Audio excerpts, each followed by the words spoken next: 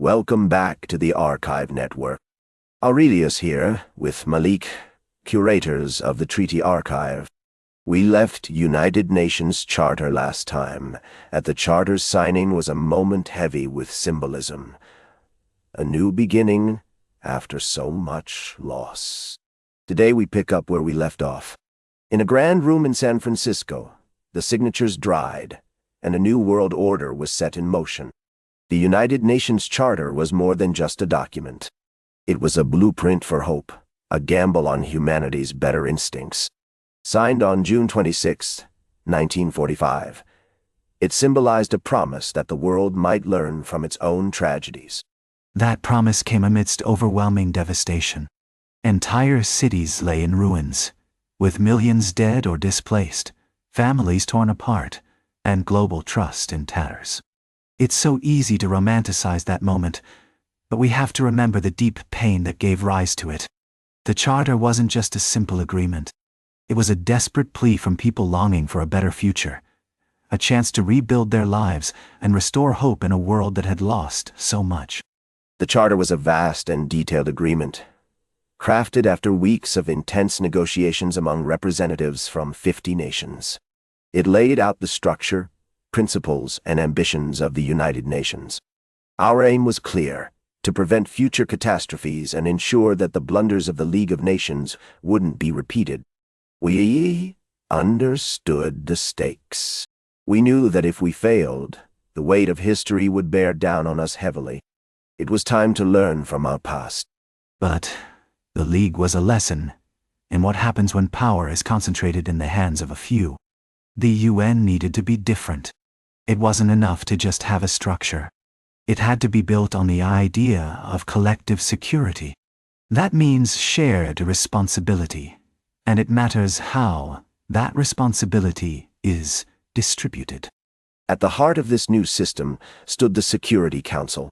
It consisted of 15 seats, 5 of which were held by the permanent members: the United States, the Soviet Union, Britain, China, and France. These victors of the recent war wielded the power of the veto. It was a privilege, yes, but it also came with the heavy responsibility of ensuring that the strongest nations remained engaged in peace, navigating the delicate balance of power so that history wouldn't repeat itself. Aurelius, you talk about their veto power like it's a safeguard for peace, but don't you see it can also be a way to control? It can silence dissent instead of encouraging real cooperation. The bigger question is whether this whole structure will genuinely benefit all nations or just cater to the powerful few. We've got to recognize the human cost of that imbalance. Real people are affected.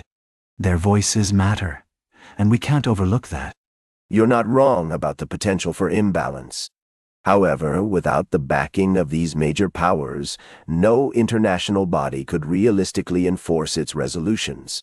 The Security Council had the authority to investigate disputes, impose sanctions, and, when necessary, authorize the use of force. But we must remember, this power is not absolute. It comes with limitations that often reflect the interests of those very nations wielding that authority. Those limitations really matter. The Council can only act when its permanent members agree, which often means nothing happens at all. That's not collective security at all. It's a recipe for paralysis. The Charter's beautiful ideals get crushed under the weight of power politics. I can't help but wonder, will they ever put the world's needs ahead of their own interests?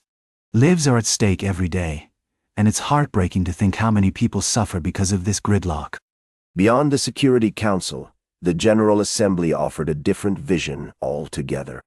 Here, every member state, big or small, had a seat at the table. This democratic chamber allowed nations to engage in debate, propose resolutions, and share their unique perspectives. While its decisions weren't binding, they still carried weight. The discussions here shaped global opinion and, in many ways, reflected the values and aspirations of the international community.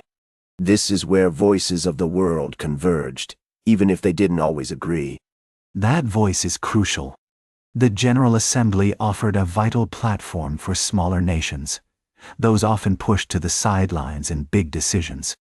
It was their chance to bring forward their grievances and aspirations, to share stories that matter. But will this platform spark real change? Or will it just be more talk?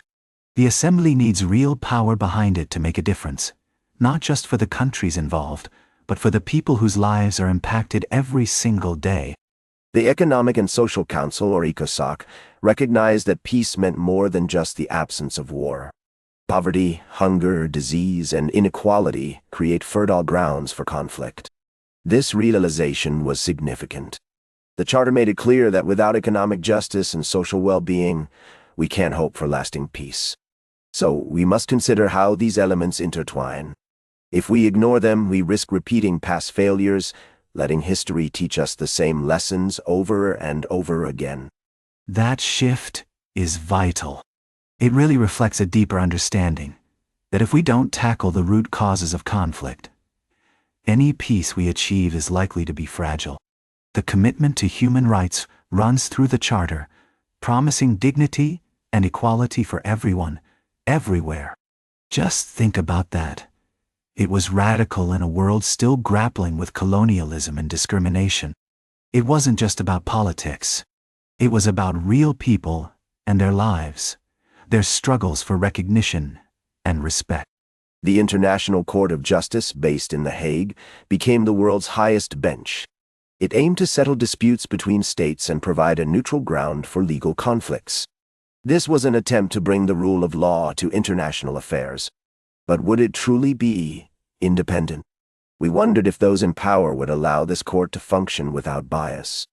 After all, history shows us that power often seeks to influence justice, rather than uphold it.